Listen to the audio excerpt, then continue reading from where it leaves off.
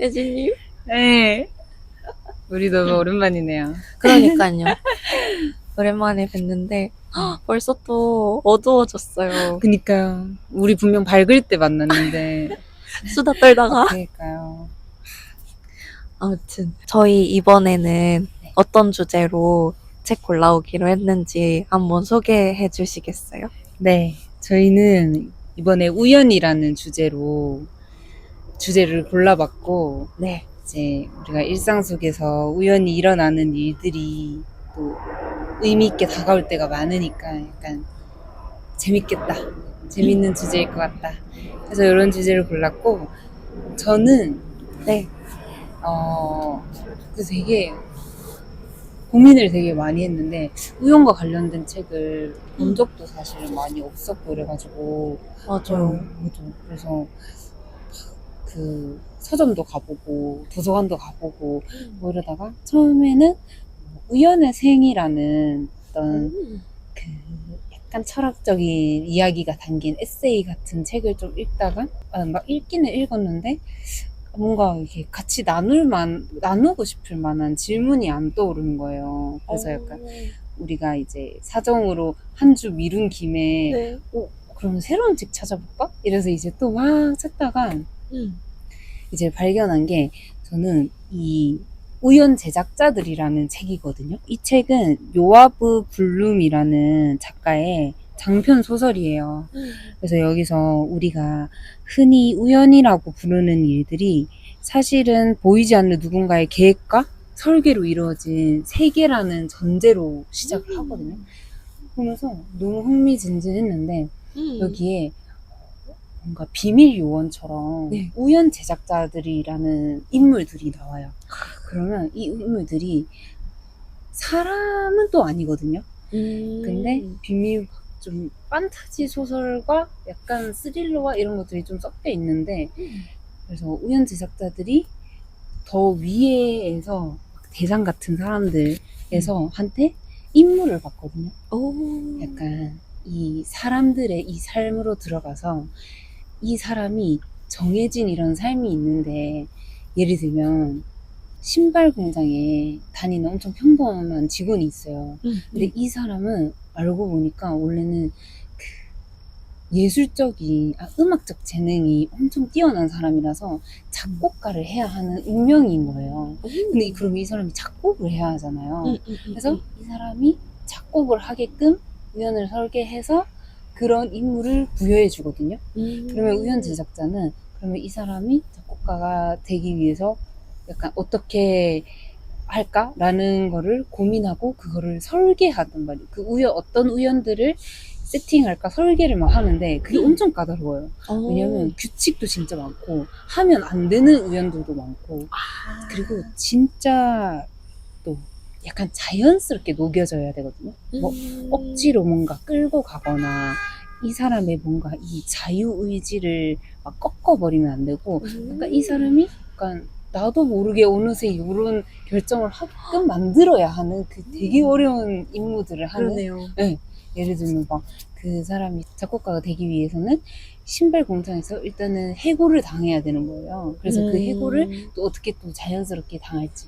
그리고 해고가 당한 이후에서는 또 이제 작곡을 하기 위해서 맨 처음에는 이제 여러 이제 영감이 될 만한 음악들이 노출되어 있는 이런 장소들로 좀 이끌어가고 뭐 거기에 우연치 않게 듣게끔 하고 뭐 이런 일들을 하는데 진짜 읽으면서 너무너무 흥미진진했고 그리고 진짜 이거는 약간 저희가 소설을 많이 읽지 못했는데 약간 후반부에 갈수록 와, 진짜 온몸에 소름이 돋을 정도로 약간 그 이야기 스토리 설계가 너무 잘 짜여졌다라는 생각이 들었어요. 그래서 뭔가 이런 판타지 소설 좋아하는 사람들은 진짜 꼭 읽어보셨으면 좋겠다. 저는 판타지 소설을 잘 안 읽는데도 처음 읽어봤거든요. 근데도 너무 막 드라마 아니 영화 한 편 본 것 같더라고요. 그래서 와 이런 책들이 유명해졌으면 좋겠다. 이미 유명한지 모르겠는데 그래서 이 책을 좀 읽으면서 이 세상에 있는 일은 아니지만 결국에는 우리 삶에 일어나는 여러 가지 이런 우연들도 결국에는 뭐 우연히 운명이 되는 거고 그 우연에 의미를 부여하는 것도 우리가 살아가는 이유인 것 같다라는 생각도 많이 들더라고요. 그래서 되게 재밌고 의미 있게 읽었던 것 같아요. 그래서 진짜 너무 재밌는 책 같아요. 맞죠. 음. 그래서 너무 좋았어요. 음. 유정님 혹시 어떤 책 골라오셨어요? 저도 사실 요번에 책 고를 때 약간 난관이 좀 있었던 게 저는 처음에 딱 떠올랐던 책이 원래 있었는데 저희 그때 회의할 때도 이야기했었던 그 우연학에 대한 책이 있었는데 맞아요. 그게 제가 읽은 지가 너무 오래돼가지고 진짜 막 10년 이렇게 된 책이라서 다시 걔를 펼쳐보니까 너무 별론 거예요.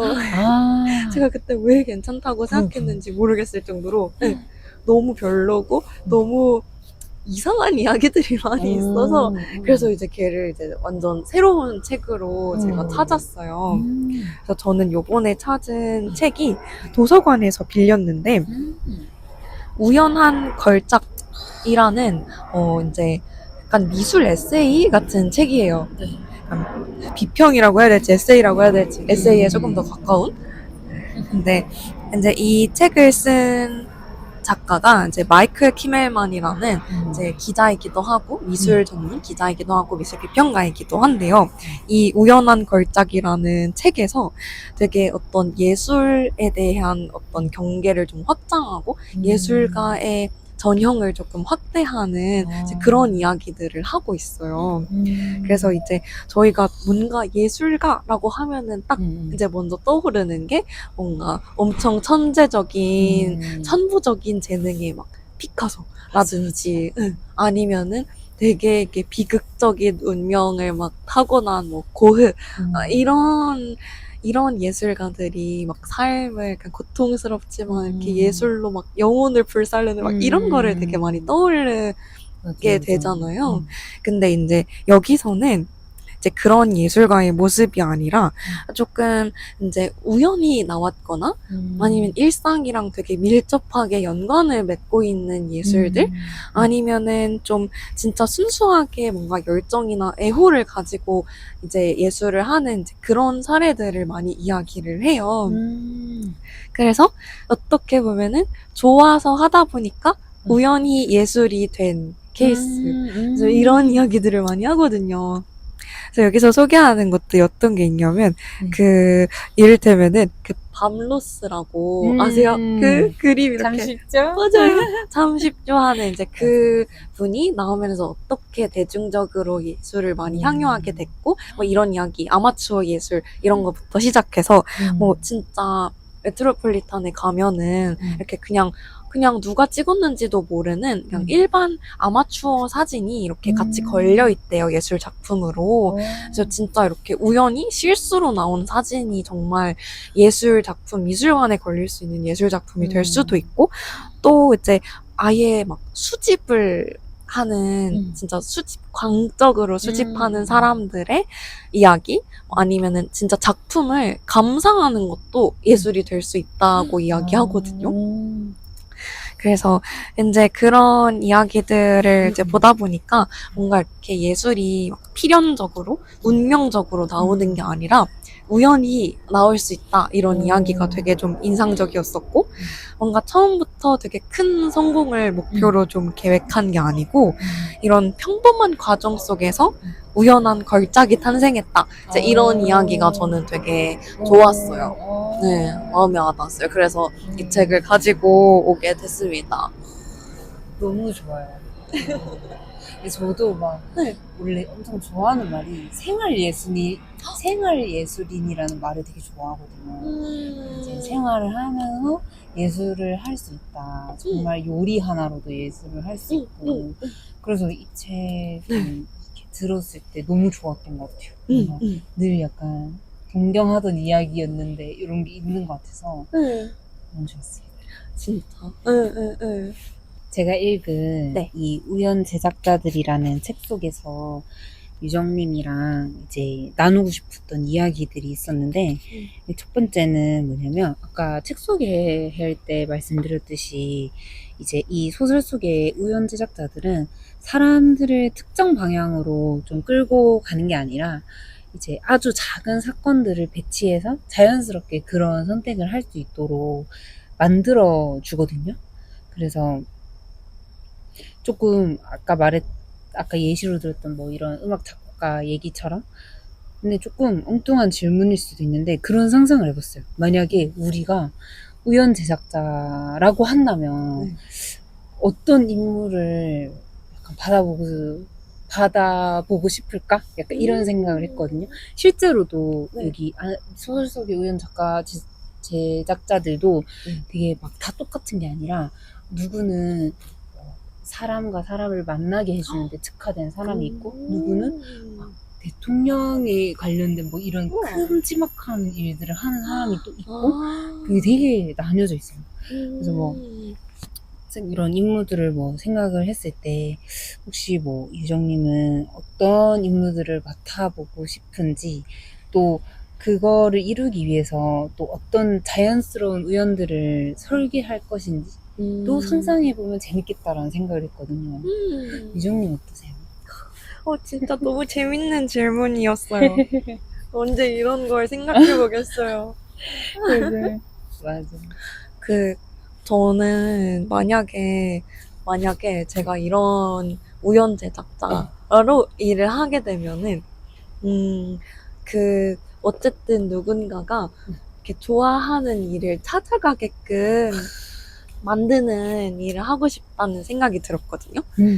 근데 그게 조금 저는 그래서 영화 중에 소울이라는 애니메이션 영화가 생각이 났는데 제가 뭔가 이렇게 우연을 통해서 찾아주고 싶은 일은 어떻게 보면은 꼭 막 너무 재능이 뛰어나서 뭔가 이렇게 잘해서 하는 일보다 그냥 그 사람이 뭔가 내가 좋아서 매일 하면서 더 나아진다는 감각을 느끼고 내가 이 일을 하면서의 행복을 느낄 수 있는 그런 일을 찾아주면 참 좋겠다 이런 생각이 드는 거예요. 그래서 그 영화 소울에서 보면은 이제 그게 그런 식으로 그 주인공이 뭐 선생님이셨나? 네, 선생님을 하다가 이제 음악에 빠져서 이제 그 재즈 밴드로 들어가기 위한 어떤 노력들이 이제 나오게 되는데 근데 이게 스포를 해도 되려나요? 그게 오래된 거면 괜찮지 않을까? 그쵸, 몇 년 됐으니까 스포가 있는데 이제 그 소울에서는 그 맨 마지막에 결국 그 주인공이 자기가 들어가고 싶었던 재즈 밴드에 딱 들어가고 공연을 딱 처음에 했어요. 하고 나와서 근데 되게 기분이 이상하다? 뭔가 엄청 좋은 게 아니라 너무 평범하다 이 기분이. 왜지? 약간 이런 생각을 하고 있는데 그냥 그게 그러니까 원래 그런 건 거예요. 내가 진짜 좋아서 하는 일이 딱 그 일에 들어갔다고 뭔가 이제 딱 성취해냈다? 일을 시작했다라고 하는 시점에 막 뛸 듯이 기쁘고 그걸로 끝나는 게 아니라 그냥 매일의 일상에 이제 거기서부터 시작해서 그게 녹아져 있는 건 거죠. 그러면서 그 애니메이션이 마지막에 끝날 때 이렇게 가을 하늘에 그 낙엽이 하나 이렇게 뚝 떨어지면서 되게 이 아름다운 장면이 이렇게 되게 일상적인 아름다운 장면으로 딱 끝이 나요. 근데 그러니까 그 좋아하는 일을 찾는다는 게 저는 되게 그런 의미 같은 거예요. 매일의 일상에 그냥 그게 녹아져 있는 건 거죠. 이게 딱 이루어낸 어떤 성취의 순간이라기보다는 그 매일에 녹아져 있는 내가 하고 싶은 일을 하는 이 만족감과 그런 감각들이 있다는 생각이 들었는데 그래서 이제 그런 일을 내가 누군가에게 만들어준다면은 되게 좋지 않을까? 이거를 이렇게 틈틈이 뭔가 찔러가지고 뭔가 매일을 그렇게 살 수 있게 도와주면 되게 좋지 않을까? 이런 생각을 했었던 것 같고요. 너무 잘 어울려요. 지금 하고 있지 않나요? 약간 난생처 클럽도 그런 거 아닌가요? 엄청 대단히, 그러니까요. 그렇게는 아니어도. 유정님이 이제 운영하는 클럽인 난생처인 클럽도 이제 진짜 그렇잖아요. 대단한 재능 있는 사람들이 그 재능으로 뭔가 만들자 뭐 이게 아니라 그냥 자기가 좋아하는 거 하고 싶은 거 근데 눈치 보여서 못했던 거 못했던 거. 그런 거 이제 모여가지고 같이 해보자 하고 서로 응원하고 그냥 이렇게 근데 맞아, 그게 맞는 너무 것 같아요. 좋았거든요. 그런 일을 또 지금도 하고 계시니까 너무 잘 어울리는 것 같아요. 감사해요. 진짜 하고 네. 싶은 그거였었나 봐요. 혜진님은요? 혜진님은 어떠세요? 저는 조금 웃길 수도 있는데 네. 진짜 짝을 이렇게 만나게 해주는 어머. 그런 우연을 설계해보고 싶다 이런 생각을 했어요. 왜냐하면 근데 진짜 약간 주변에 보면 정말 잘 살고 행복해 보이고 이런 사람도 많고 네. 근데 가끔씩 진짜 뭐 TV에서도 볼 때도 그렇고 근데 또 실제 주변 사례를 들을 때도 그렇고 예를 들면 진짜 이 사람이 너무 좋고 이 사람과 평생 함께 하고 싶다 라는 마음이 아니라 그냥 뭔가 오래 만났으니까 또 이게 헤어지면 또 뭐 누굴 만나겠어 이 사람이 완벽까지는 아닌데 만족스럽진 않은데 그래도 뭐 그냥 오래 만났으니까 약간 뭐 의리나 뭐 이런 것들로 뭐 이렇게 좀 그렇게 이제 결혼을 하고 그러면서 이제 결혼하고 나서도 계속 그런 거에 대해서 이런 트러블이 있고 이런 것들을 보면 약간 아쉽다라는 생각도 드는 것 같아요. 그래서 그냥 연애도 그렇고 사실은 연애도 그냥 약간 저도 뭐 정답은 아니지만 약간 적당히 타협해서 만나는 게 과연 맞나라는 생각을 많이 하게 되는 것 같아요. 근데 저도 뭐 그랬던 시기가 있기는 하지만 근데 이게 막 엄청난 조건을 걸고 만나고 싶다 이게 아니라 이제 나에게 나의 결과 나의 이 인생의 뭐 가치관과 뭐 이런 것들은 이 맞는 사람은 만나야 되지 않나? 라는 생각을 하는 것 같아요. 그러다 보니 근데 좀 특히 이제 한국에서는 약간 나이 들고 혼자 있으면 외로워 보이고 좀 뭔가 좀 약간 하자 있어서 뭔가 애인 없는 것 같고 약간 이럴 수 있잖아요. 약간 성격이 뭐 이렇다던가 외모가 이렇다던가 그래서 어쨌든 뭐 그래서 노처녀 뭐 노총각 이런 말들도 생기는 거고 근데 그런 압박감에 그냥 누구라도 빨리 좀 적당히 괜찮은 사람 만나가지고 소개받아서 만나서 빨리 결혼해야겠다 이게 정년기에 막 이렇게 하는 게 저도 근데 옛날엔 그렇게 생각을 했는데 20대 중반 때는 근데 그렇게 살고 나니까 뭔가 이게 맞나? 약간 이게 뭔가 너무 내 중심이 아닌 삶인 것 같은 거예요. 그래서 저도 뭔가 좀 신중히 만나려고 하는 것도 있고 그런 짝들을 좀 찾아주는 그런 인물을 해보고 싶다. 약간 이런 생각이 드는 것 같아요. 그래서 그런 생각도 해봤고 지금 너무 필요한 일인 것 같아요. 지금 시대에.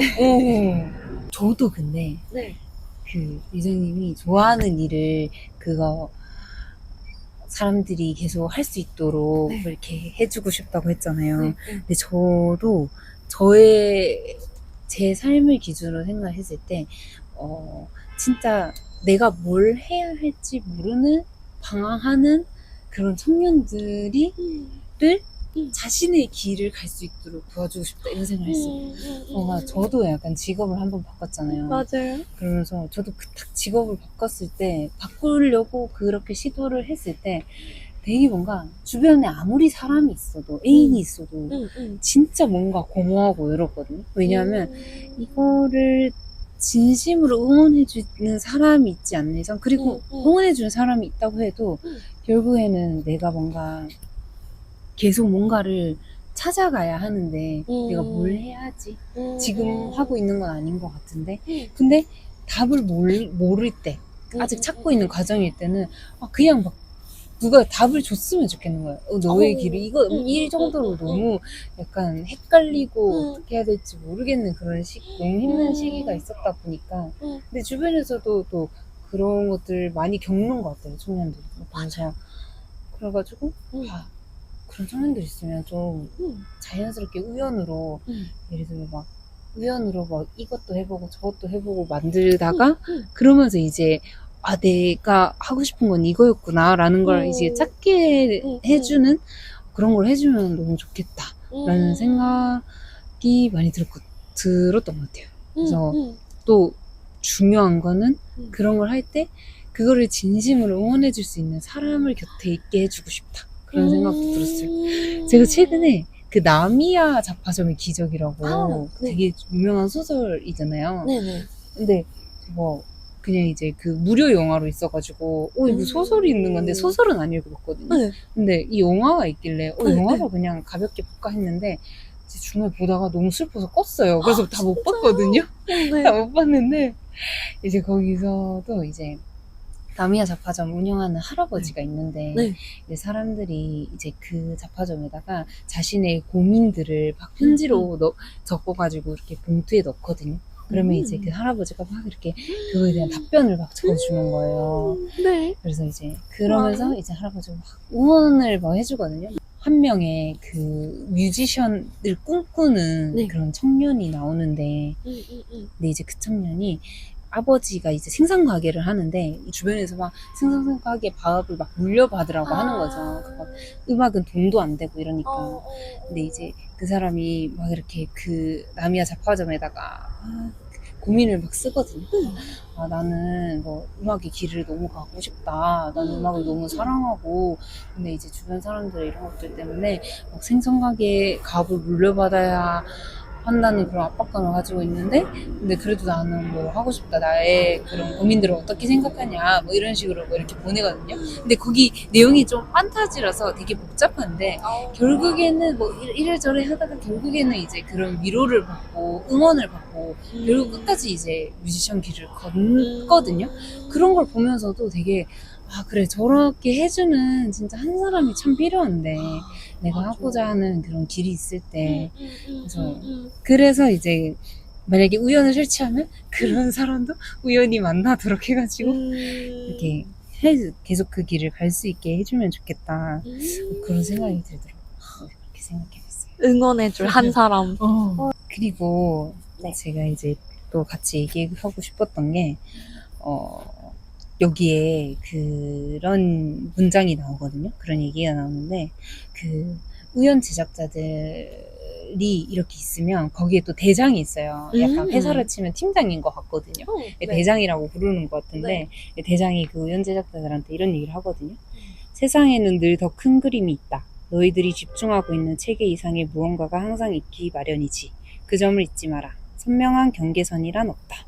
이렇게 얘기를 해주거든요. 그래서 너무 이렇게 하나 이렇게 몰려서 보지 말고 크게 이제 큰 그림을 보고 우연을 설계해라 이런 내용이었어요.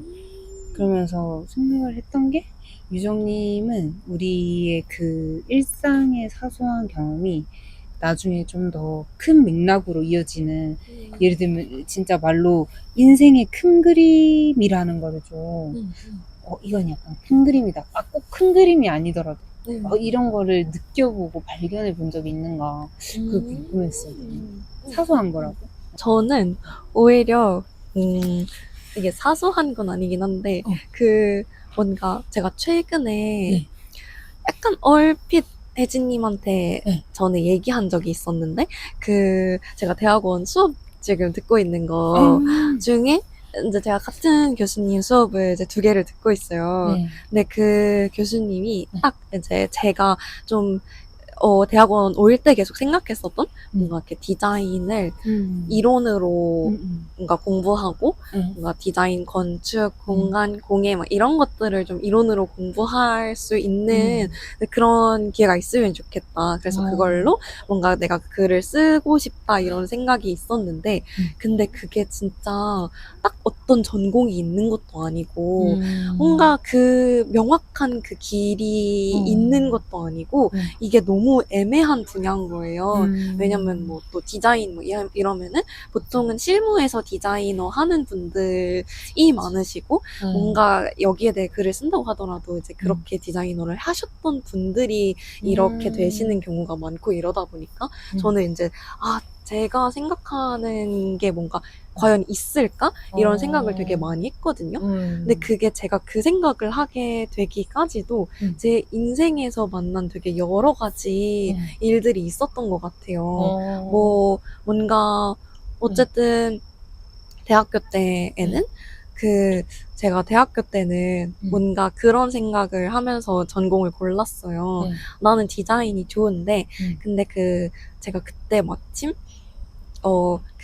이제 박웅현이라는 이제 광고 기획자분이 인문학으로 광고하다 이제 이런 책을 막 내셨을 때였어요. 그래서 이제 이 책을 막 보면서, 그래, 일단 인문학을 하면 그게 베이스가 되니까, 이제 그래서 뭔가 인문학 전공을 갖고 그 다음에 이제 막 디자인을 계속 이렇게 찾아보게 된 거예요. 그리고 제가 회사를 갈 때도 사실 회사를 취업 준비할 때 되게 여러 개의 회사를 쓰게 되잖아요. 맞아요. 되게 여러 개의 회사를 썼는데 또 어쩌다 보니까 제가 이제 완전 다른 업종의 회사가 있었고, 근데 그 회사의 면접을 더 일찍 봤는데, 근데 오히려 그 디자인 관련된 회사의 그 면접을 보고 그 결과가 더 빨리 나오게 된 거예요. 여기를 먼저 붙어서 여기를 먼저 다니게 됐어요. 그러고 나서 그 다음에 이제 다른 그 업종의 회사에서 이제 뭔가 이렇게 합격 연락이 왔는데 이미 다니고 있고 이미 여기가 마음에 들어서 이제 다니게 된 거죠. 근데 이제 그런 식으로 어떤 그 우연한 순간들이 있었고 그거를 겪다 보니까 계속해서 나는 뭔가 디자인도 좋은데 글을 쓰는 것도 좋아. 그리고 디자인에 대해 글을 쓰는 일이 좀 있지 않을까? 라는 생각을 이렇게 어렴풋이 계속 했었던 거죠. 그렇게 뭔가 제가 선택한 어떤 순간순간들이 있었다가 이제 이번에 대학원을 갈 때 진짜 어딘가엔 있을 것 같은데 이게 어딘가엔 있지 않을까? 이렇게 생각하고 요번에 이제 그 교수님, 그 전공 교수님을 만났을 때 딱 그 교수님이 그런 이야기를 하셨어요. 이런 막 디자인을 인문학 쪽으로 보는 게 우리나라에서 전공을 선택하려 해도 이렇게 딱 설계된 게 없다. 근데 이제 그 본인은 그런 전공을 하고 계시고 그런 연구를 하고 계시고 자기는 이제 그런 길로 뭔가 더 이렇게 양성을 했으면 좋겠고 이런 마음이 있으시다는 말을 들으니까 제가 그게 너무 좋은 거예요. 그래서 그래 어딘가엔 있지 이런 생각을 하면서 요즘 되게 이렇게 마음이 편안하거든요. 그래서 그게 딱 그런 큰 그림이었던 것 같아요. 제 뭔가 인생 전체에서 그 큰 그림을 이렇게 뭔가 이렇게 따라서 사소한 우연들이 막 보여가지고 우연들이 진짜 그럴 수 있지 않았을까? 뭐 이런 생각도 들더라고요. 제가 더 기쁜 것 같아요. 제가 그렇게 생각하던 맞아요. 그것도 딱 만나줬대요. 흔한 것도 아닌데. 맞아요. 그래서 알고 저는 간 것도 아니고.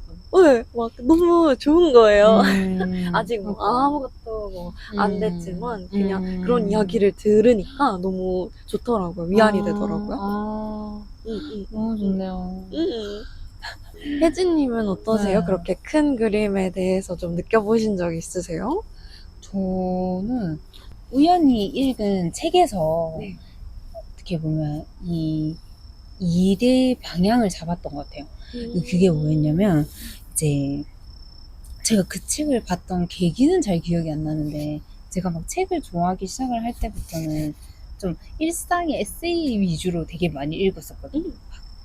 작은 기쁜 채집 생활 막 이런 것들 이렇게 일상 속에서 잘 살아가는 취향의 기쁨 막 이런 것들을 막 읽다가 어느 날 어쩌다가 그 이승희라는 마케터분의 기록의 쓸모라는 책을 보게 됐었어요. 그래서 이제 그게 제가 처음으로 읽었던 마케트 책이었어요. 그만큼 이제 막 세스보디 막 이런 거 잘 몰랐어요. 그러니까 그냥 우연히 본 게 그냥 평범한 이 마케터가 쓴 책이었던 거예요. 그러면서 막 읽는데 거기에 이제 되게 좋았던 문장이 뭐였냐면 이거였거든요. 나 역시 방향을 바꾸고 싶었다. 안전하고 행복한 삶을 떠나 주체적으로 인생을 살아보고 싶다는 마음이 일었다. 퇴사는 객관식을 주관식으로 바꾸는 선택 같은 거였다. 라고 나와 있는데 근데 이 얘기가 왜 나왔냐면 이분도 그 치과에서 치아 보형물을 만들어주는 분이었다고 들었거든요. 근데 이제 그러다가 어쩌다가 치과를 홍보해야 해서 블로그를 쓰기 시작을 했는데 써보니까 이게 자기가 좀 재능이 있고 잘 맞는 거예요.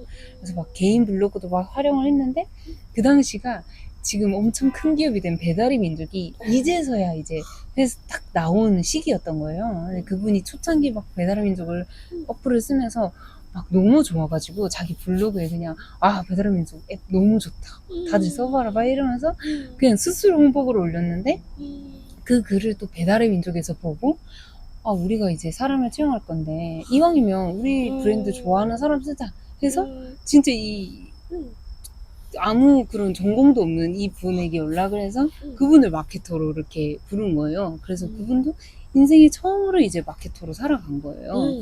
그러면서 이제 막 그 마케터의 삶에 대해서 막 얘기를 하는데 저 거기서 너무 약간 마케터가 약간 이런 직업이구나 라는 거에 좀 매료가 됐던 것 같아요. 그러면서 이제 그때 딱 마케터가 되겠어 이렇게 하지는 않았는데 그때가 좀 시작으로 그 이후로 그때도 아마 사실은 뭘 해야 할지 모르던 시기여서 그냥 되게 매력적인 직업이다. 그러다 보니까 마케터들을 쓴 책이 되게 재밌네. 또 다른 거 읽어볼까 하면서 뭐 또 다른 마케터들 막 책들 하나하나씩 막 이렇게 읽으면서 점점 약간 마음이 커지고 그러면서 그 직업 바꾸면 그때도 막 확실하진 않았지만 그렇게 한번 시작을 해볼까? 지금 좀 그래도 가장 관심이 있는 부분이니까 이러면서 좀 책을 통해서 좀 그렇게 삶의 방향을 좀 바꾼 그런 경험이 약간 큰 그림이었다라는 생각이 들어요. 내가 직업을 바꾸게 만들었던 큰 그림이었다.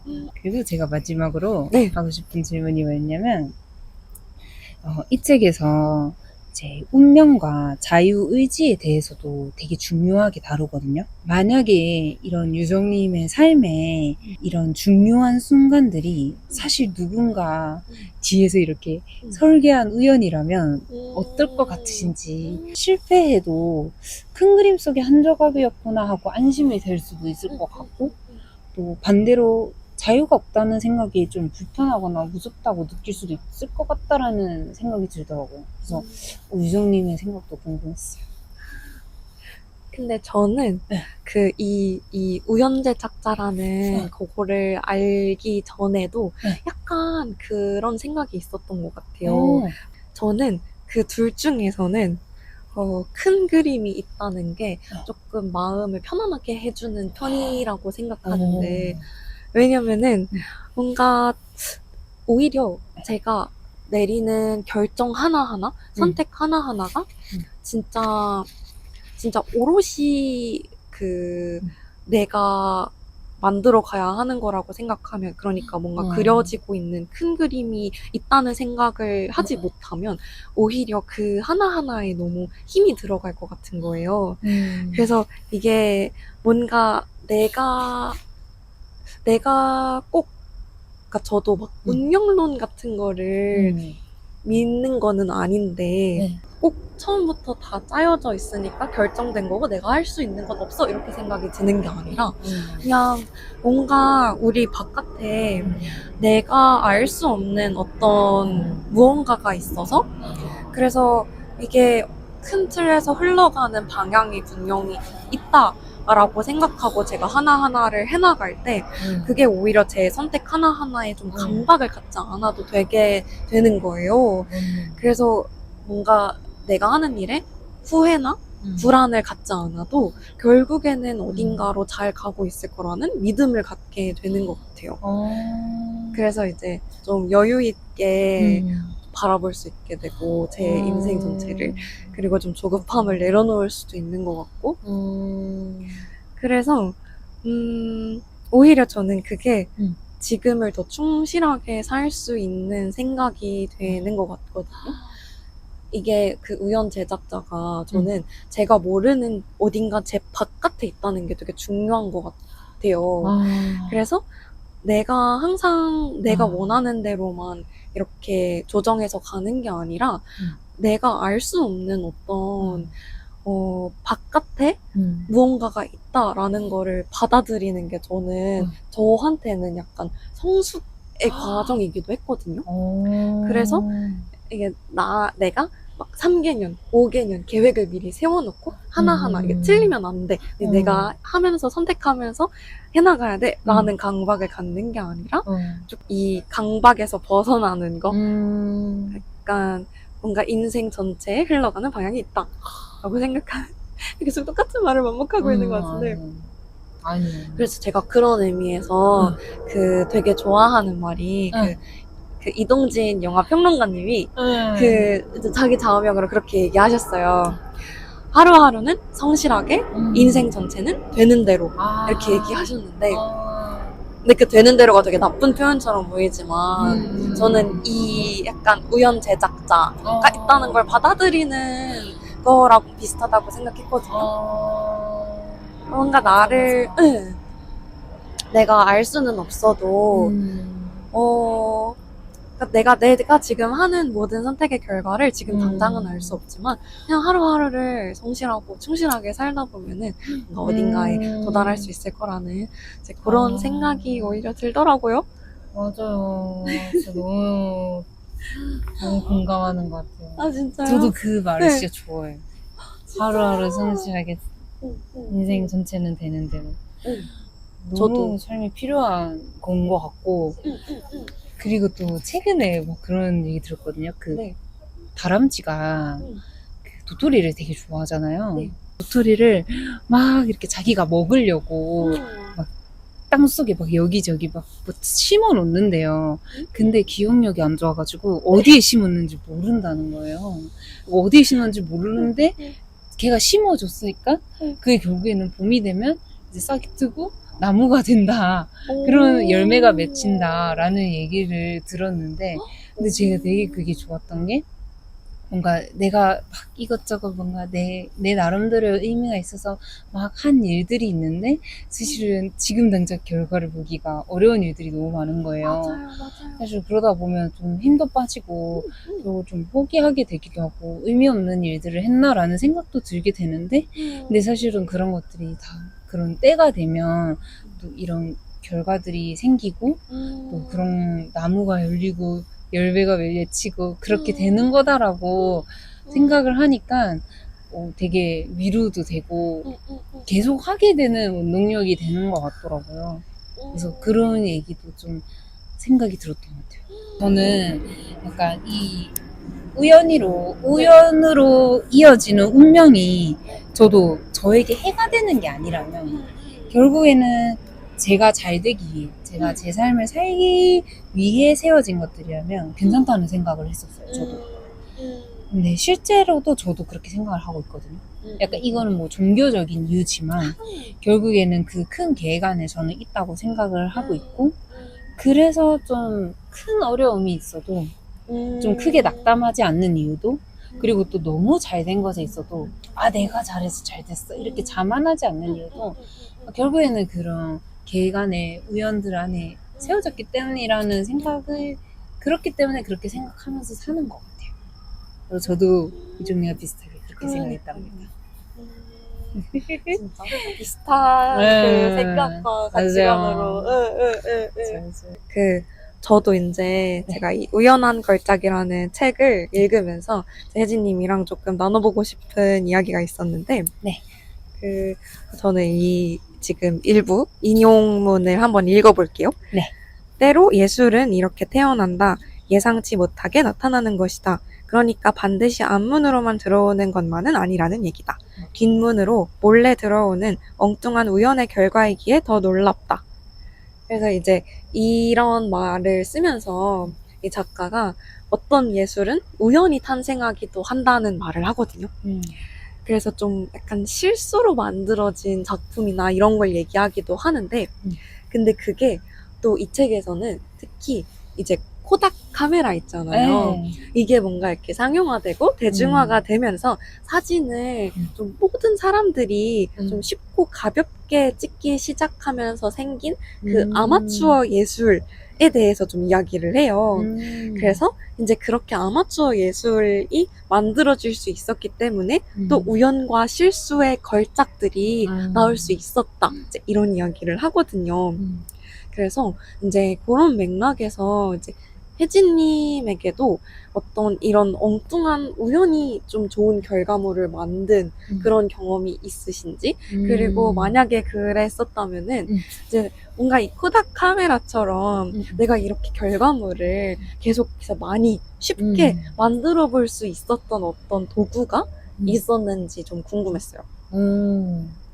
저는 그 들으면서 우연히 탄생하는 이런 부분들이 너무 좋았는데 저도 좀 생각을 해보니까 제가 보육교사 시절에 진짜 좋아하던 아기가 있었어요. 네. 근데 그 아기가 얼굴이 하얗고 엄청 동그랗고 또 얼굴이 약간 크고 그 포인트가 탁 이 바가지 머리 앞머리였거든요. 그리고 또 포인트가 약간 세모 입이었어요.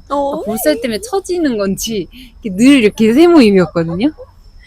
그것도 그렇고 이게 그래서 저도 뭔가 어렸을 때 세모 입이어서 정감이 갔던 것도 있는데 약간 진짜 볼 때마다 심장이 아픈 귀여움 있잖아요. 막 약간 이런 너무 귀여운 그랬는데 그래서 그때 당시에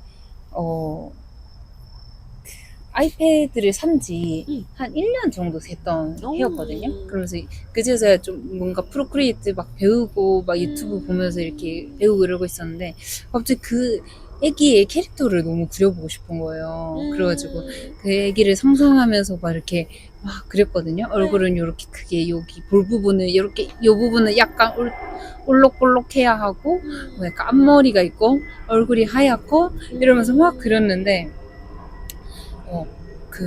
그렇게 그린 하얀 곰 캐릭터가 있거든요. 근데 그게 지금 제가 계속 항상 그리는 뭉이라는 하얀 곰 캐릭터인데 그게 이제 처음에는 사실은 내가 캐릭터를 만들겠어 막 이게 아니라 그냥 그 애기 너무 귀여워서 걔랑 진짜 사진 또 보여드리고 싶을 정도로 진짜 똑같이 그렸거든요.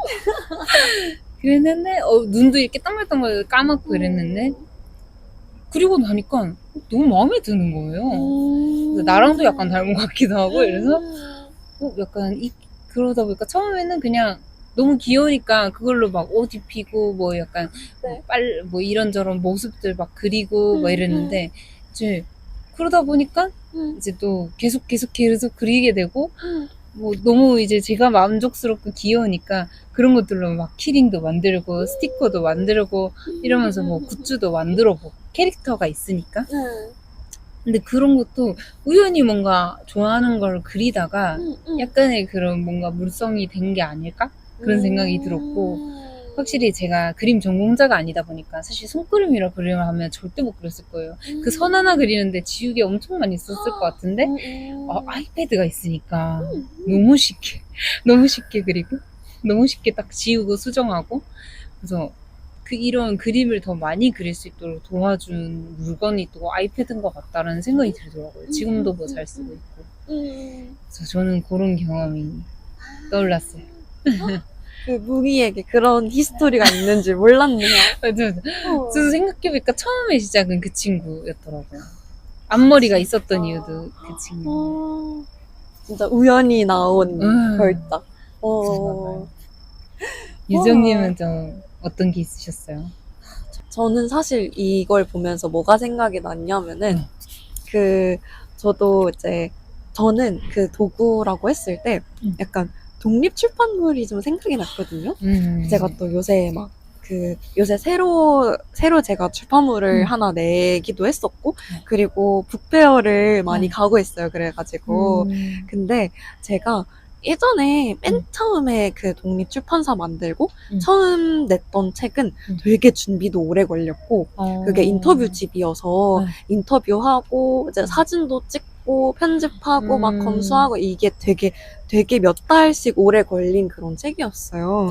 근데 이제 제가 올해 들어서는 또 뭐 약간 또 훨씬 더 독립 출판을 가볍게 만드시는 분들이 많이 계시고 저도 그래서 좀 그렇게 가볍게 만들고 싶어서 진짜 막 하루 이틀 만에 만들어서 완성하는 이제 그런 출판물을 막 만들었었어요, 많이. 그래서 올해만 제가 4권을 새로 냈거든요. 근데 진짜 그냥 간단하게 만들 수 있는 것들로. 그래서 이제 그렇게 하면서 좀 이렇게 많이 만들고 있는데 제가 요번에 북페어를 앞두고서 그냥 이제 제 개인적인 이야기는 한 번도 해본 적이 없어가지고 제가 지금 막 개인적으로 갖고 있는 그런 그 일에 대한 고민들, 어. 이제 내가 도대체 뭐 하는 사람이지? 내가 막 음. 이것도 하고 저것도 하다 보니까 너무 내 전문성이 좀 없어지나? 이제 이런 고민들을 하면서 이제 썼던 그런 일기 같은 글들을 이제 책으로 만든 거예요. 근데 이제 얘를 책으로 만들 때 또 무슨 생각을 했냐면 아 이게 너무 뭐 진짜 팔릴까 말까 이런 문제도 떠나서 이거를 진짜 책으로 만들어도 되나 싶은 거예요. 아 이런 이야기를 진짜 막 누가 궁금해하나? 이거 너무 종이 낭비 아닌가? 그냥 내가 내 일기만 보면 되는데 막 이런 생각을 사실 했어요. 근데 이제 그 생각을 하면서 그래서 그냥 진짜 뭐가 되겠다는 것도 아니고 그냥 막 뭐 일단 만들고 싶다고 생각을 했으니까 일단 뭐 내기라도 해야지 이러고 진짜 소량으로 찍은 거예요. 그리고 이제 북페어에 나갔는데 이제 저번 주에 이제 갔었던 북페어에서 이제 아무래도 그 같이 참여하는 셀러들이 또 많이 와서 구경하고 물어보고 이렇게 구매를 하기도 하고 이제 이렇게 하는데 근데 어떤 분이 오셔가지고 이제 그 책 이렇게 보다가 저도 프리랜서인데 근데 이제 막 이런 이제 내용이 되게 공감이 간다. 그리고 자기도 이런 일하는 과정에 대한 책을 되게 쓰고 싶었다. 이 얘기를 하면서 이제 저랑 잠깐 수다를 떨고 가셨는데 근데 그 분이 하시는 고민들이 진짜 거의 이 책 거의 스포인 거예요. 너무 똑같은 말씀을 막 하시는 거예요. 그래서 와 진짜 어떻게 이럴 수가 있지? 이렇게 이런 생각을 하고 이제 뭐 그렇게 구매를 해주시고 그렇게 돌아갔는데 나중에 그 책을 읽으시면서 저한테 막 메시지를 주셨는데 저 이 책 읽으면서 진짜 너무 공감 갔다고 너무 공감 가고 그게 되게 그래서 좋았다는 이야기를 저한테 해주셨는데 그래서 제가 그때 이거에 너무 의미를 찾은 거예요.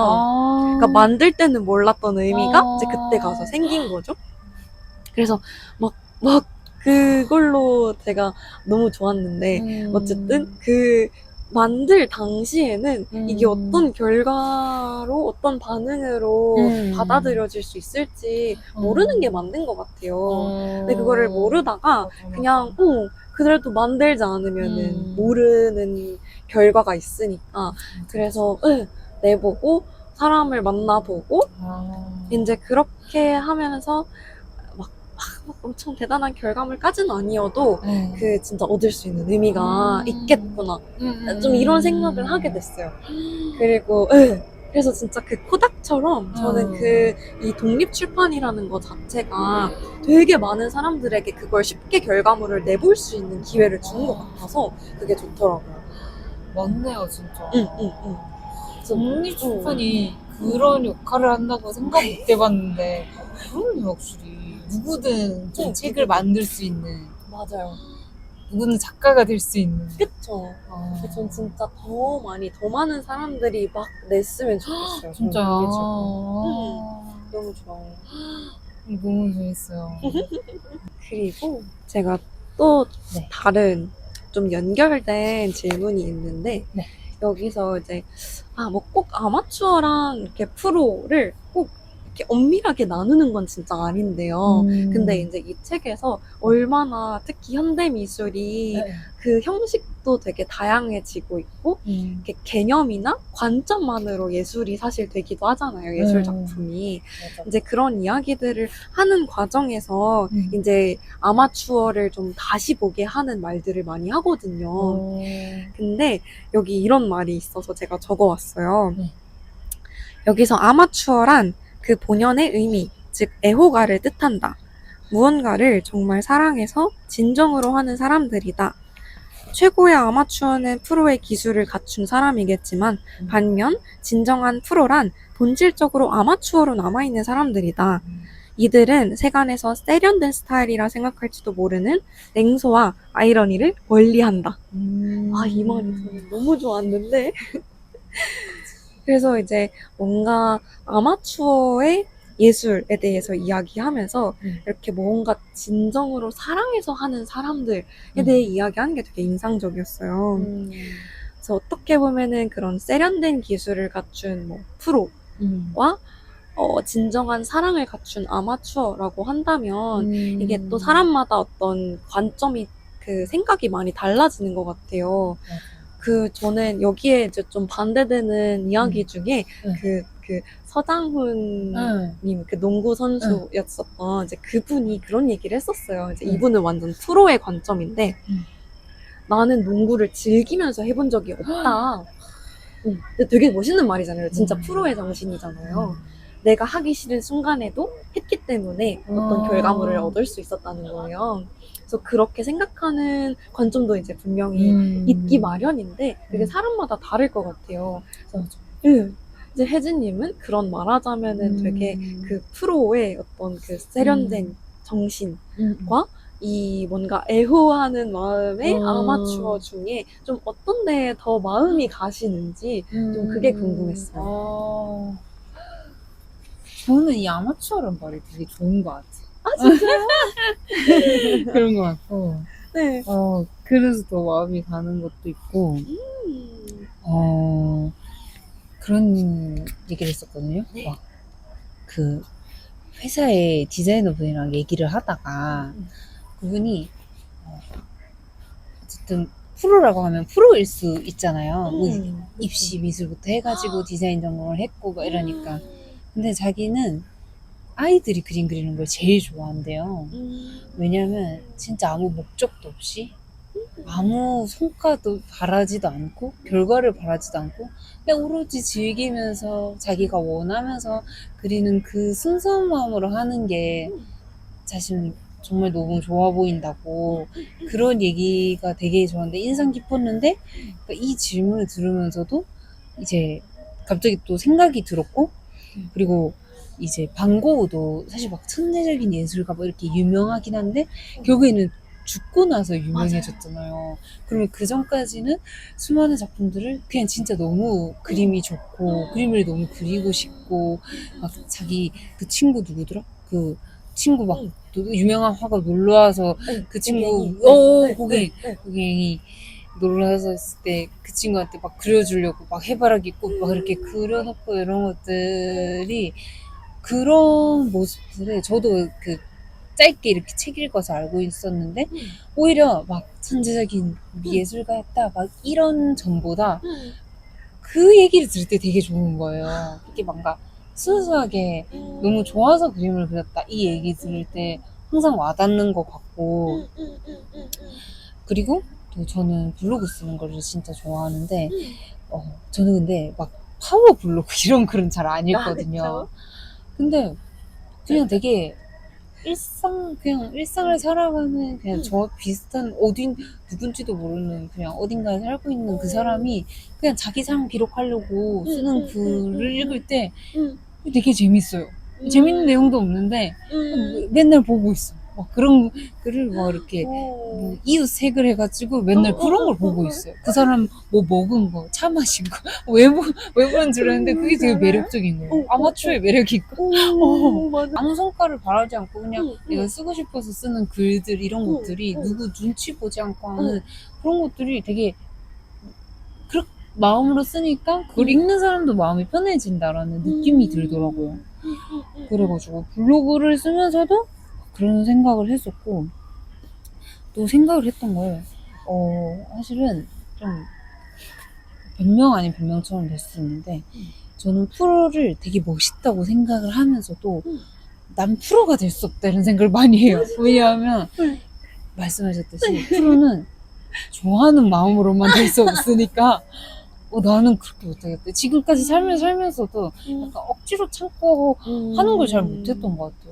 그런 사람들 보면 되게 부럽고 좋은 것 같고 부럽기도 하고 근데 내가 약간 가질 수 없는 그런 영역인 것 같다라는 생각도 들고 그래서 전 항상 약간 재밌는 만큼 적당히 하는 그런 게 늘 있었던 것 같아요. 그래서 약간 이제 병렬 독서하면 약간 이 책 읽다가 조금 읽다가 약간 지루해질 땐 저 책 읽고 지루해질 땐 저 책 읽고 막 한 번에 읽는 거 막 10권 내고 책갈피 맨날 꽂혀 있고 근데 그런 것처럼 이런 취미생활도 그런 것 같아요.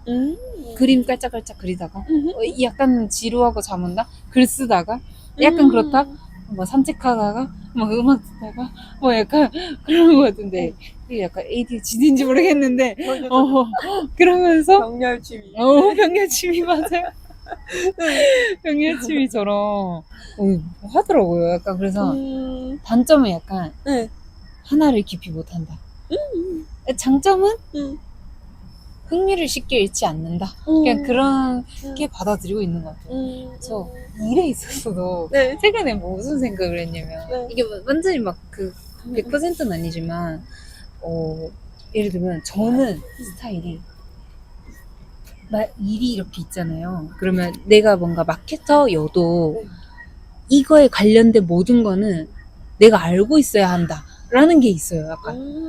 그래서 깊이는 얻지 못하는데 여기에 관련된 이런 것들을 예를 들면 이럴 수 있잖아요. 이 부분은 이 사람이 있으니까 이렇게 뭐 이렇게 맡겨두고 그것도 맞는데 그래도 내가 어느 정도는 할 줄 알아야 된다. 이런 마음이 좀 있어요. 그 대신 뭔가 하나를 깊이 고민하고는 못해요. 그 대신 약간 장점은 실행력은 빠른.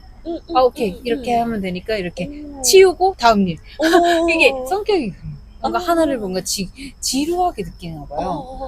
근데 진짜 솔직히 말하면 제 그 팀원분들, 마케터분도 그렇고 디자이너분도 그렇고 두 분은 진짜 하나에 진짜 몰입해서 하시는 스타일인 것 같아요. 콘텐츠 하나 만들어도 뭔가 그거 하나 진짜 잘 만들려고 엄청 노력하시고 디자인 하나 만들려도 여기에서 이 부분 막 이렇게 엄청 신경 쓰시고 이런 걸 보면서 약간 진짜 다르다 이런 생각 들고 그냥 오히려 이렇게 만난 게 괜찮은 것 같다라는 생각도 들었어요. 뭔가 이제 그냥 다 똑같은 스타일이면 약간 뭔가 하나에 뭔가 다 약간 헐랭 이렇게 되거나 다 약간 뭔가 어딘가에 꽂혀 있거나 이런데 그냥 좀 다르니까 저는 그냥 뭔가 이것저것 이렇게 저 이렇게 하고 이분들은 깊이 하고 이러면서 그런 걸 이 질문을 생각하면서 또 든 것 같아요. 근데 저도 네. 완전 혜진님이랑 비슷해요. 진짜요? 완전 비슷해요. 그렇구나. 그래서 네. 뭔가 그래서 저는 네. 그러니까 저도 말하자면 그런 사람이니까 네. 더 봤을 때도 이렇게 네. 아마추어나 이런 방식에 더 꽂히게 되는 것 같은 거예요. 그 성향이 그러다 보니까 뭔가 이렇게 작품을 볼 때도 그렇고 그래서 저는 이제 이렇게 생각이 났던 게 이제 되게 예전에도 제가 뭐 이렇게 좋아하는 이렇게 화가를 꼽자 그러면은 저는 그 혹시 앙리 루소라는 화가 아세요? 정글에 동물이랑 이렇게 사람 누워있고 약간 이런 그림 많이 그렸는데 아마 보시면 아실 거예요. 보면 아실 텐데 근데 제가 그 화가를 되게 좋아했었던 게 뭐 그림도 좋지만 이제 그 사람이 미술사에서 이 사람도 좀 유명한데 근데 이 사람은 미술 교육을 받은 적이 없어요. 정규 미술 교육을 받은 적도 없고 진짜 취미로 그림을 그린 거예요. 근데 이제 제가 정확히는 모르지만 뭐 1년에 이런 어떻게 주목을 받게 돼서 이제 그 그림이 되게 이렇게 진짜 이렇게 유명하게 나란히 걸리게 된 건 거죠. 근데 저는 그 화가의 이야기를 들었을 때 이제 이런 약간 아마추어 예술을 좀 대표한다고 하는 이제 이런 게 너무 좋은 거예요. 그래서 맞지. 이런 식으로도 충분히 뭔가 해나갈 수 있다는 생각을 막 하면서 너무 좋았었던 것 같고 그래서 이제 요즘에도 이게 막 진짜 그 프로랑 아마추어 막 이런 경계가 진짜 확실히 저는 좀 없어지고 있는 추세가 아닐까 이런 생각을 많이 했었는데 좀 비슷하게 이 아마추어라는 말처럼 제가 디자인에서 좀 좋아하는 그 용어가 버네큘러거든요. 그 버네큘러가 약간 뭐 을지로 같은 데 가면은 옛날 간판들 사실 전문 디자이너가 만든 게 아니잖아요.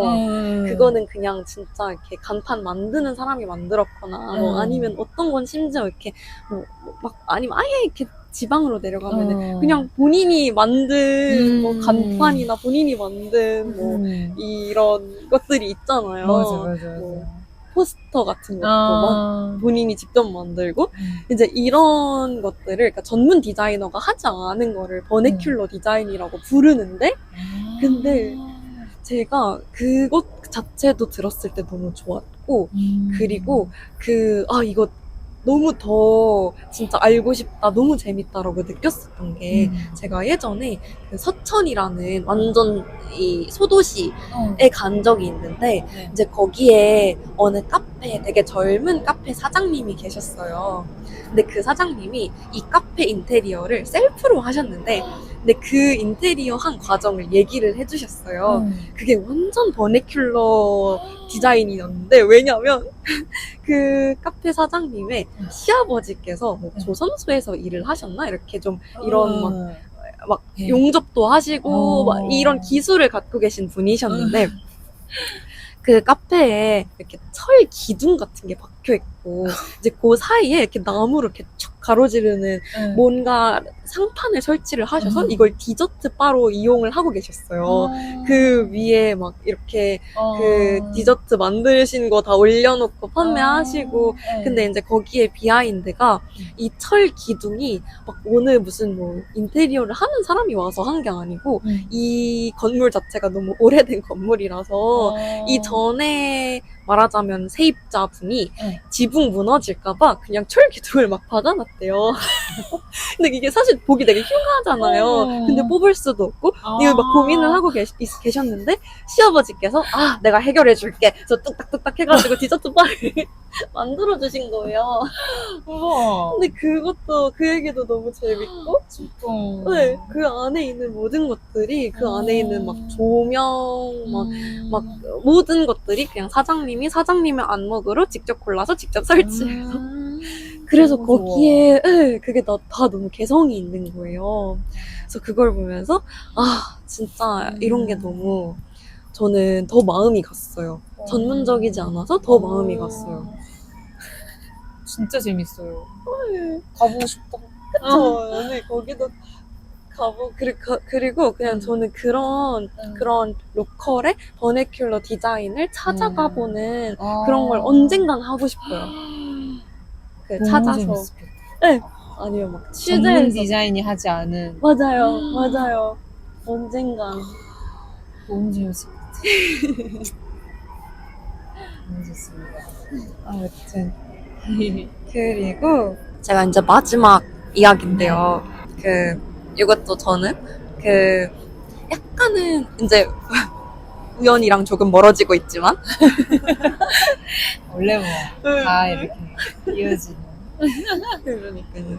제가 마지막으로 나누고 싶었던 그 주제는 또 수집에 대한 이야기가 있어요. 이 한 카테고리 중에. 그러니까 모으고 봤더니 우연히 예술이 된 거죠. 그래서 이 책에서 어떤 말이 나오냐면은 어떤 사람들은 수집을 제대로 하면 훌륭한 예술 작품이 될 수 있기 때문에 수집을 한다.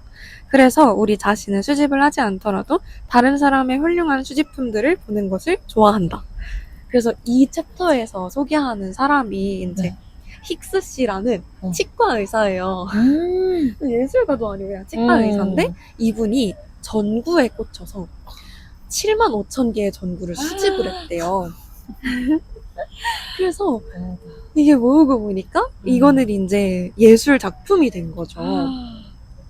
그래서 예술가도 아니지만 이제 좋아하는 걸 모았더니 그 수집품이 예술이 될 수 있다. 이제 이런 이야기를 여기서 하고 있는데 이제 혜진님은 여기서 말하는 수집이 창조성의 표현이 될 수 있다는 말에 동의를 하시는지도 묻고 싶었고 그리고 뭔가 개인적으로 수집하거나 누군가의 수집품을 보았던 경험이 있는지도 이야기를 좀 나눠보고 싶었어요. 저는 진짜 그 말에 너무너무 동의를 하거든요. 그래서 그런 물건 수집도 그렇고 이 창조라는 것 자체가 사실은 저는 이게 뭐 맞는 건지 모르겠는데 무에서 사실 유를 만드는 게 아니라 이미 존재한 것들을 이렇게 엮어내고 새롭게 조합해서 만들어지는 게 저는 좀 창조 같다라는 생각을 하는데 그게 수집의 과정이 꼭 들어가는 것 같다라는 생각이 들더라고요. 그래서 그 말에 너무너무 동의를 했었고 그래서 항상 어린이집에서도 좀 창의성 관련해서 수업을 하면 늘 그 아이들이 그 무언가를 수집해서 그걸 아이들이 마음대로 만들 수 있는 그런 수업들을 늘 했던 것 같아요.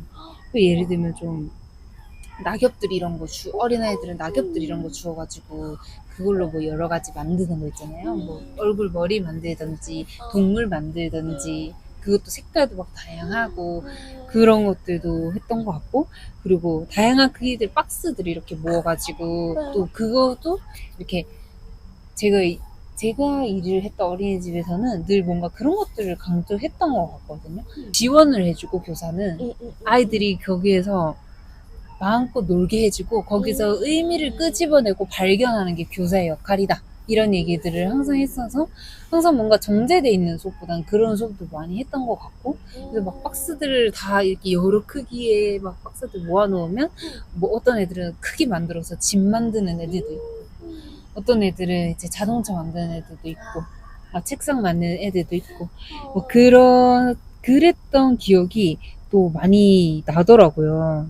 제가 또 집 꾸미는 걸 좋아하니까 맨 처음에 이제 자취를 시작을 했을 때 이제 저는 필요에 의해서 자취를 한 게 아니었기 때문에 좀 더 이렇게 집 꾸미는 거에 되게 집중을 했었는데, 뭔가 그때도 막 오늘의 집에 엄청 열풍을 하던 시기여서 가지고, 근데도 조금 어느 정도 다들 비슷비슷한 게 있었어요. 약간 화이트 톤은 화이트 톤대로, 맞아. 우드 톤은 우드 톤대로, 네. 약간 서로가 서로를 모방하는 맞아요, 그런 게 좀 있었던, 음.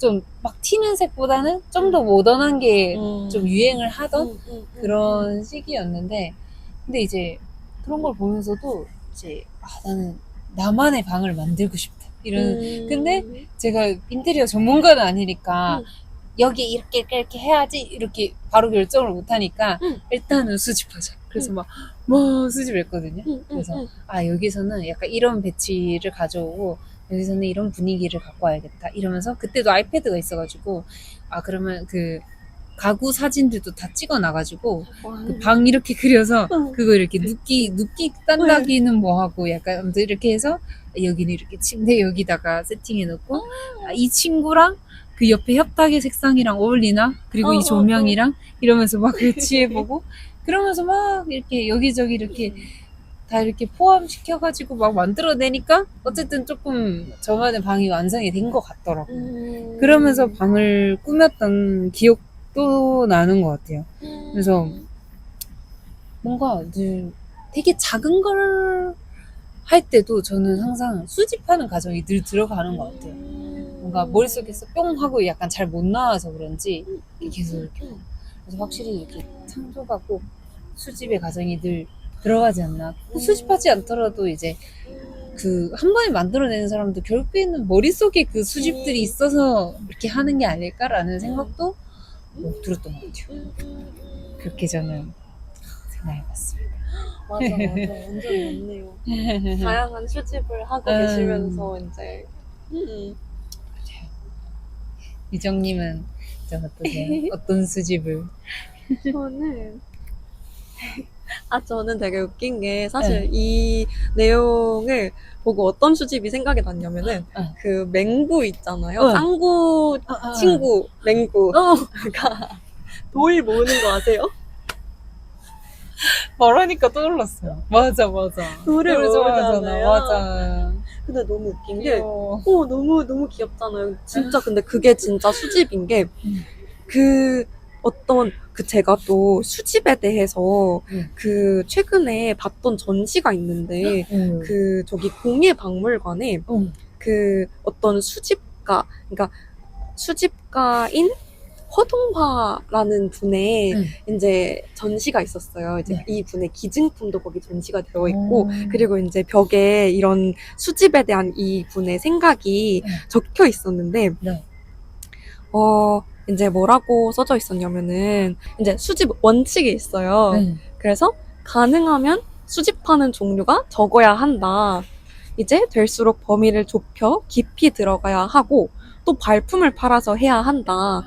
이제 자료를 물려받는 거는만으로는 안 되고 시간과 정성을 들여야 된다. 이런 이야기가 있거든요. 그리고 이제 그 수집에 대한 애정을 뭐라고도 얘기했냐면은 이제 막 그 수집한 그 물건을 막 아무도 아무도 모르는 이제 비밀스러운 곳에다가 깊숙이 쟁여놓고 이제 내가 아무도 모르는 곳에 소중한 게 있다는 생각이 그 막 은밀하고 풍요로운 감정을 더해줬다. 이제 이렇게 이야기를 해요. 진짜 너무 좋았던 거예요. 근데 이 수집 원칙과 이 좋아하는 마음이 너무 그 맹구의 돌 수집과 저는 같은 맥락 같다고 느껴졌어요.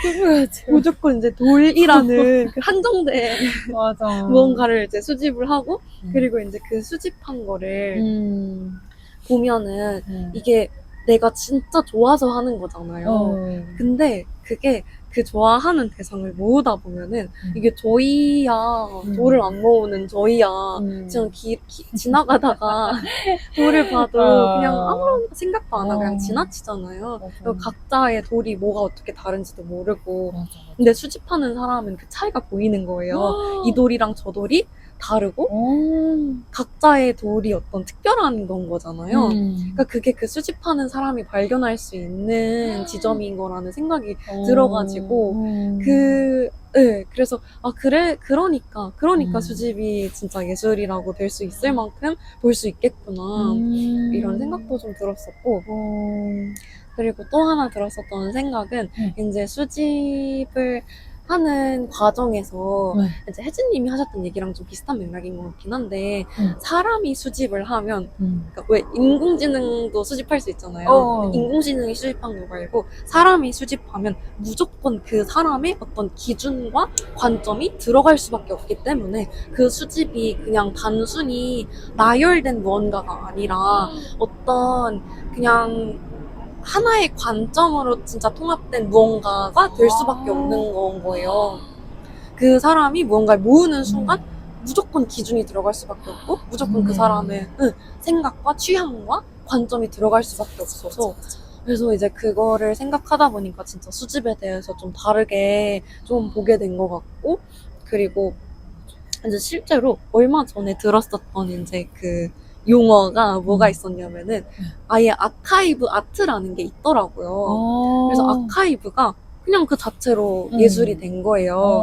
이걸 제가 어디서 봤냐면 저 서울 북쪽에 그 국민대 근처에 서울시립미술 아카이브라는 생긴 지 얼마 안 된 미술관이 있어요.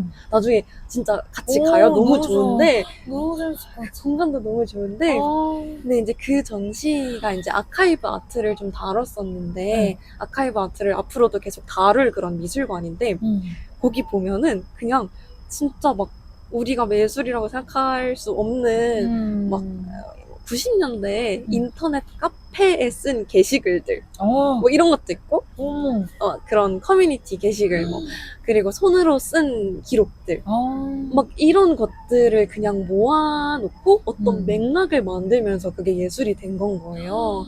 그래서 진짜 이제는 예술이라고 했을 때 막 미술관까지 만들어졌어. 그런 게 진짜 다 예술이 될 수 있다는 거 이제 그런 거를 다시 좀 생각을 하게 됐고 그래서 우리가 진짜 이 어떤 우리가 갖고 있는 인간이 갖고 있는 주관 그 주관과 관점과 그걸로 인해서 생기는 우연과 이런 것들이 얼마나 그 중요한 자원이 되는지 그런 걸 좀 다시 한번 생각해볼 수 있었던 것 같아요. 진짜 드는 생각이 네. 그래 챗GPT는 기준이 없잖아 이런 생각이 들더라고. 제 말이 주관이 없잖아요. 그래서 도움은 받을 수 있지만 매력적이진 않은. 맞아요. 그러니까요. 맞아. 우리가 매력을 느낄 수가 없는 거죠. 그 사람이 들어있지 않으니까. 진짜 들으면서 든 생각이 확실히 매력적인 사람은 자기 주관이 있는 사람이 확실히 매력적이다. 갑자기 그런 생각이 또 맞아. 드는 것 같아요. 그 사람만의 이 견해와 주관이 있는 이야기가 있는가. 그게 거창하지 않더라도 뭔가 내가 좋아해서 한 게 있는가. 뭔가 유명해서 뭔가 유행해서 이렇게 하는 그런 얘기들 말고 내가 이번에 이거 좋아해가지고 이걸 했었다. 그런 얘기를 하면 진짜 뭐 맹구가 돌 주웠대 이래도 저는 너무 재밌을 것 같거든요. 나 이번에 이런 돌 주웠는데 이러면 어떤 돌인데? 그러면서 너무 반응을 잘해줄 것 같아요.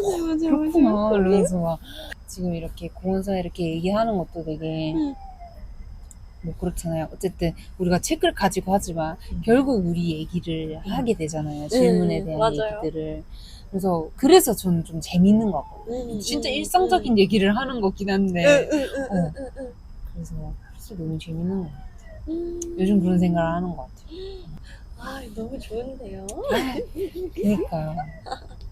오늘 얘기도 진짜 다 그니까요. 재밌고 너무 좋았어요. 아, 날씨가 너무 좋아가지고. 날씨가 좋아서 아, 진짜 요즘 너무 비도 안 오고. 네.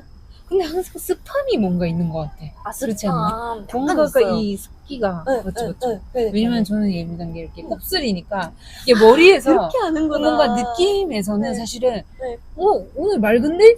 갑자기 머리 곱슬 이러면 약간 습하군. 오늘 또 약간 그런 것 같아요. 오늘 맞아. 완전 습기가 약간 뭔가 자꾸 있어. 있어 습기가 있어요. 있어. 있어요. 맞아.